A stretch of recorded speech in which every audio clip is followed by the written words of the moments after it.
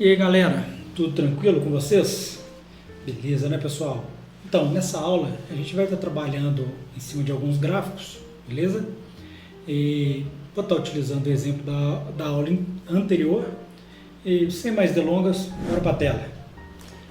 Pessoal, inicialmente, antes da gente utilizar aqui os gráficos em cima das nossas tabelas dinâmicas, vou mostrar aqui para vocês um pouco sobre gráficos de fato, né? Então aqui eu vou criar uma tabelinha simples de ano, mês e vendas, beleza? Mês, janeiro, fevereiro, vamos seguir aqui, março, dezembro 2022, copiar aqui, copiar, colar em tudo, e quantidade de vendas, vou colocar aleatório entre, vamos dar valores aleatórios entre 10, ponto e vírgula, 100, ok? Vou arrastar aqui, que vai me dar os valores aleatórios também. Vou copiar essa mesma tabela e vou colocar aqui na frente, porém com o ano de 2023, beleza? Que os valores ficam alterando, mas não tem problema para o nosso entendimento. Pessoal, então aqui em inserir, nós temos várias opções de gráficos aqui. Se eu clicar aqui nessa setinha, deixa eu já selecionar aqui o intervalo. Se eu clico aqui nessa setinha, tá vendo? Ele me mostra várias opções de gráficos, gráficos recomendados, tá vendo? Olha só, e todos os gráficos. Então vamos ver aqui. A gente tem gráfico de coluna, nós temos gráfico de linha, de pizza, barras, área, dispersão, mapa, ações, superfície, radar. Aí, meu amigo, isso aqui é o céu limite, vai no gosto do cliente, tá vendo? Tem eles em 3D, certo? 2D, da forma que vocês acharem que fica melhor. Por exemplo, eu vou pegar aqui esse gráfico e vou colocar aqui, tá vendo? Automaticamente, ele já me dá aqui o título desse gráfico, as quantidades, tá vendo? E abre aqui também para nós uma tabelinha de design do gráfico. Se eu der 2 cliques nesse gráfico, também abre a área de formatação desse gráfico, onde que eu posso mudar as cores aqui dos itens. Por exemplo, preenchimento disso aqui, ao invés de ser azul, se eu quisesse verde, eu posso colocar eles verde, tá vendo? As informações que eu tenho, profundidade do intervalo, vamos aumentar aqui,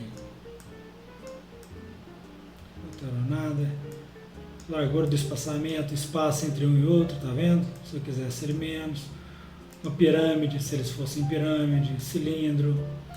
Então aqui a gente tem várias formatações para esses gráficos, e existem N tipos de gráficos aqui. E nesse design do gráfico a gente pode estar escolhendo aqui também. Se você tiver a versão mais nova do Excel, eles vão ter aqui algumas opções pré-definidas, onde que a gente pode escolher sem linha, com linha, tá vendo? E tem layouts rápidos, onde que a gente pode colocar quantidades aqui, tá vendo? Séries, beleza? Ok, vou colocar esse aqui por exemplo. E aqui, pessoal, uma opção interessante. Por que eu coloquei 2 anos aqui, 2022 e 2023? Porque os gráficos a gente também tem a inserção de gráfico. Deixa eu selecionar aqui. Opa. Selecionei todos os gráficos. Combinação, que é a combinação de 2 ou mais gráficos, tá vendo? Aí eu tenho que selecionar 2 ou mais tipos de dados. Vou utilizar esse mesmo gráfico que nós temos aqui, e aqui no design do gráfico nós podemos ver aqui em selecionar dados, ou aqui também em filtro de dados, certo? Vou vir aqui em selecionar dados para a gente ver. Então, neste caso aqui, série 1, o que seria esse gráfico aqui que nós estamos demonstrando? É a quantidade de vendas do ano de 2022, certo? Então, vou editar aqui este nome dessa série para 2022. Os valores são esses valores aqui que estão selecionados, tá vendo? Ele fica até mexendo aqui para destacar. E os rótulos são horizontalmente o que vai servir como parâmetro para essa nomenclatura. No nosso caso aqui nós estamos utilizando os meses, janeiro, fevereiro, março, abril, tá vendo? Então ele já está selecionado aqui, ok? Além desse gráfico de 2022, eu gostaria de fazer um comparativo também com o ano de 2023. Então eu posso vir aqui na seleção de dados, adicionar um nome de série que seria 2023, que é o ano que a gente vai estar trabalhando, os valores de 2023, apaguei ali aqueles valores de série, coloquei os valores das vindas de 2023, ó, começou a ter formato, beleza? E editar aqui também o eixo horizontal, para ficar igual o outro, vou colocar aqui também, janeiro. Poderia colocar eixo, tanto faz, beleza? Então, olha aqui, pessoal, aqui, então o nosso gráfico ele já está sendo um gráfico comparativo, tá vendo? Do ano de 2022 com o ano de 2023. Vou atualizar os números aqui só para vocês verem, tá vendo?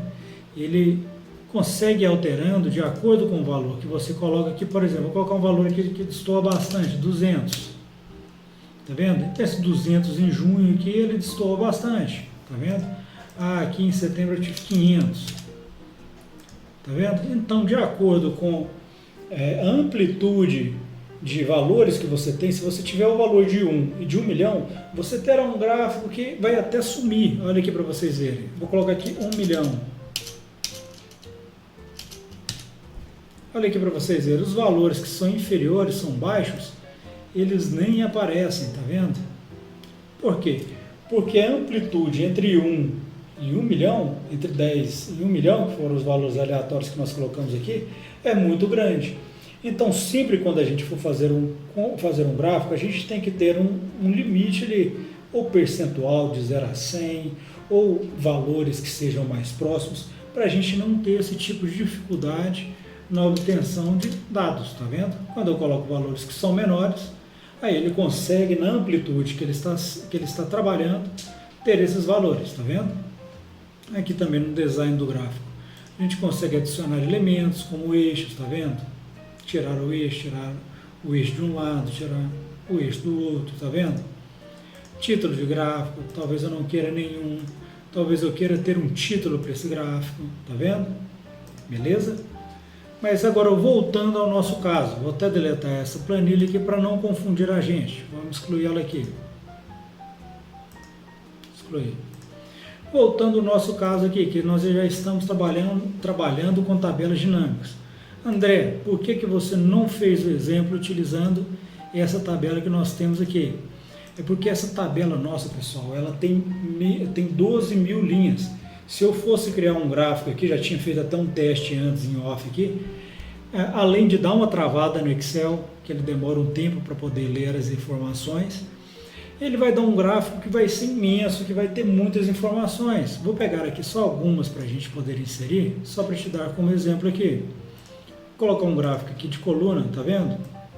Ele gera para mim um gráfico, porém ele não une os dados, ele não une os produtos aqui. Por exemplo, produto C. Ele tem os valores aqui, mas ele não une esses valores.